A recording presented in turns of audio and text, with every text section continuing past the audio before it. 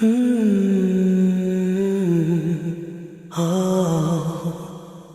Media Productions.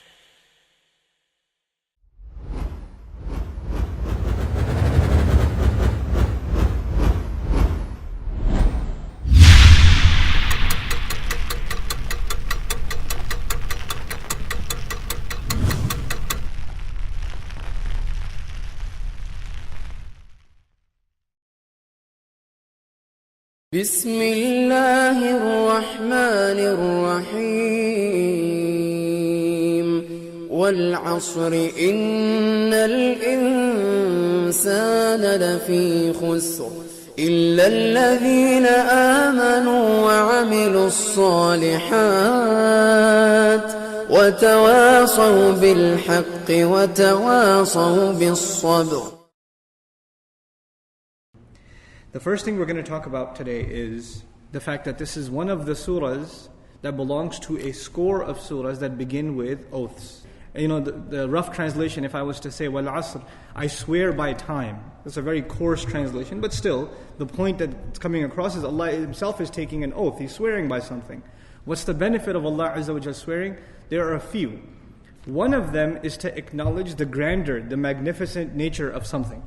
Whatever Allah swears by is something profound and magnificent, something that demands reflection. In other words, Allah is calling the human being's attention to reflect on the passage of time.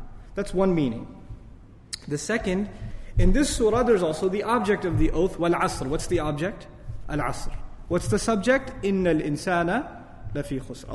Allah says He swears by time, or by the passage of time, and then He declares that all human beings are immersed in a state of loss. So there's the object being time, and the subject being the loss of the human being.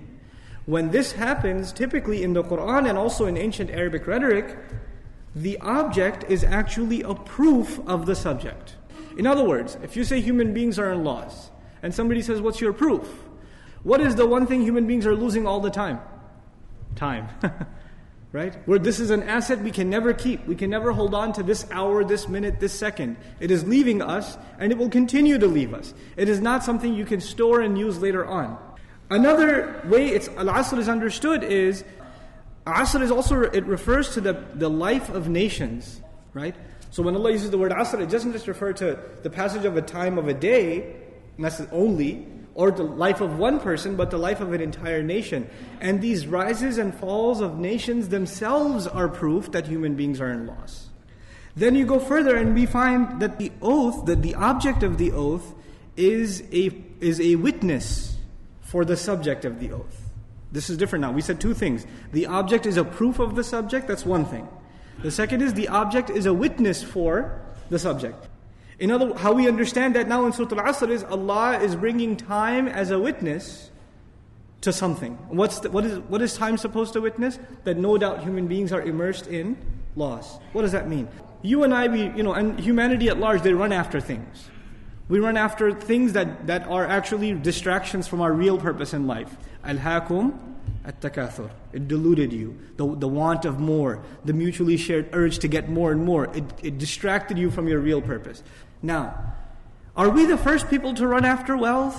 Or to run after a house? Or to run after getting married to a beautiful woman? Or this or that? Whatever it may be. Are we the first to run after these things? Or were there people before that ran after these things too? There were. And people ran after them thinking that they are going to have success.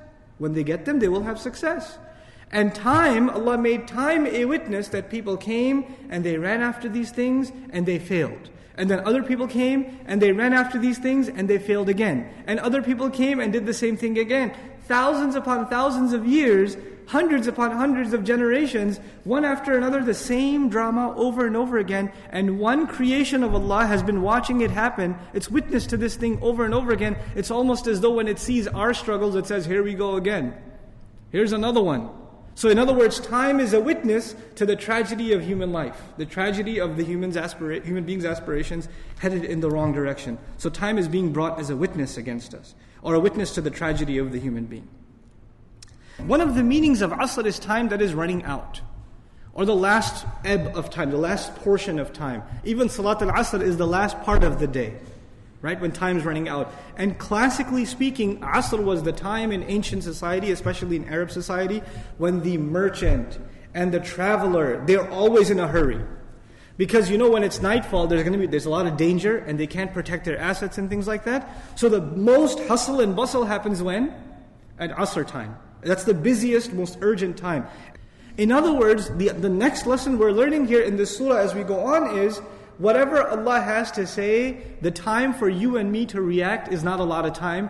We need to act quickly because the dawn of our life has set upon us. That's being captured in just the words Al-Asr. So this last benefit of this oath is a sense of urgency.